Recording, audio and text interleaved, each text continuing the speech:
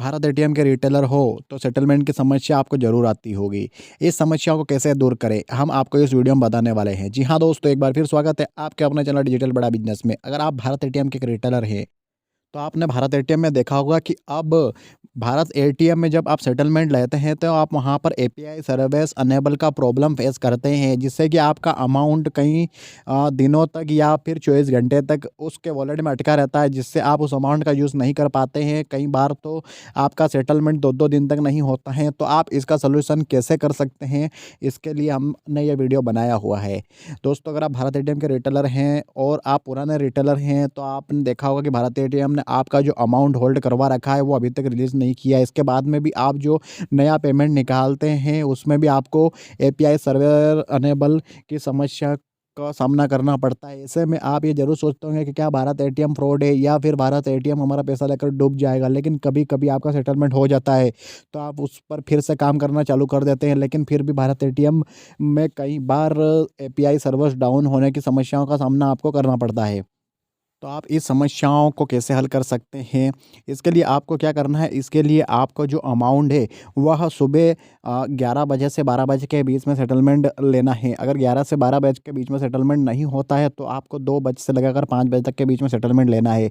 अगर 2 बजे से लगाकर 5 बजे के बीच में सेटलमेंट नहीं होता है तो फिर आपका सेटलमेंट नहीं होना है, क्योंकि बहुत बार भारत एटीएम के सर्वर में देखा गया है कि यह अधिकतर अमाउंट जो रिलीज़ करवाता है वह 12 से 1 के बीच में ही करवाता है और इसके बाद में ज़्यादातर अमाउंट 2 से 5 बजे के बीच में ही यहाँ पर रिलीज़ होता है। तो दोस्तों, अगर आप चाहते हैं कि आप भारत एटीएम में आपका अमाउंट इस तरह से फँसा नहीं रहे, कई बार आपका अमाउंट 24-24 घंटे वॉलेट में रहता है जिसका उपयोग आप नहीं कर पाते हैं, तो आप अपने अमाउंट का सेटलमेंट 11 से 12 बजे के बीच में ले सकते हैं। वहीं पर अगर 11 से 12 बजे के बीच में आपका सेटलमेंट नहीं होता है तो आप यही सेटलमेंट 2 या 3 के बाद में 5 बजे के बीच में ले सकते हैं। अगर इसके बाद में भी आपका सेटलमेंट नहीं होता है तो फिर आपका सेटलमेंट नहीं होने वाला है, क्योंकि दोस्तों सेटलमेंट की भारत एटीएम की सर्विस बहुत ही ज़्यादा डाउन चल रही है और बहुत दिनों से अभी ये देखने को मिला है कि यहाँ पर सेटलमेंट के लिए भारत एटीएम कोई अच्छे से कदम नहीं उठा रहा है, जिससे कि आप इसके अंदर अपना अमाउंट होल्ड करके रख सकें। क्योंकि ये दोस्तों रात को भी देखा गया है कि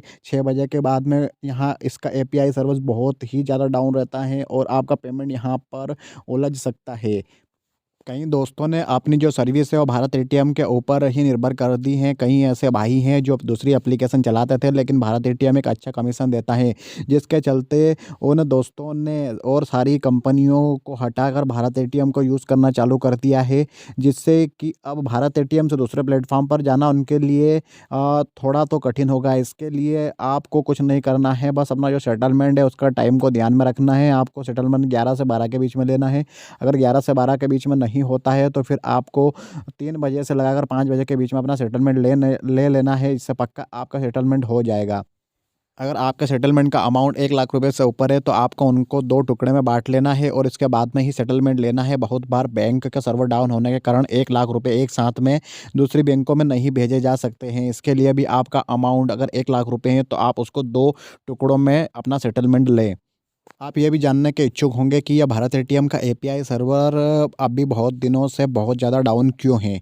तो मैं आपको बता दूं कि भारत एटीएम ने अपना सेटलमेंट अभी यस बैंक में शिफ्ट किया है और इससे पहले जो सेटलमेंट आईसीआईसी बैंक से लेता था उसका सेटलमेंट डाउन होने के कारण बहुत सारे रिटेलर का अमाउंट होल्ड रखा हुआ है, जिसके चलते अभी भारत एटीएम ने यस बैंक से सेटलमेंट लिया हुआ है। सेटलमेंट का जो काम है वो यस बैंक देख रही है, जिससे कि आपका सेटलमेंट अभी डिले हो रहा है। भारत एटीएम भी इसके लिए लगी हुई है, बहुत ही जल्दी आपको ये सेटलमेंट की प्रॉब्लम है यह दूर कर दी जाएगी।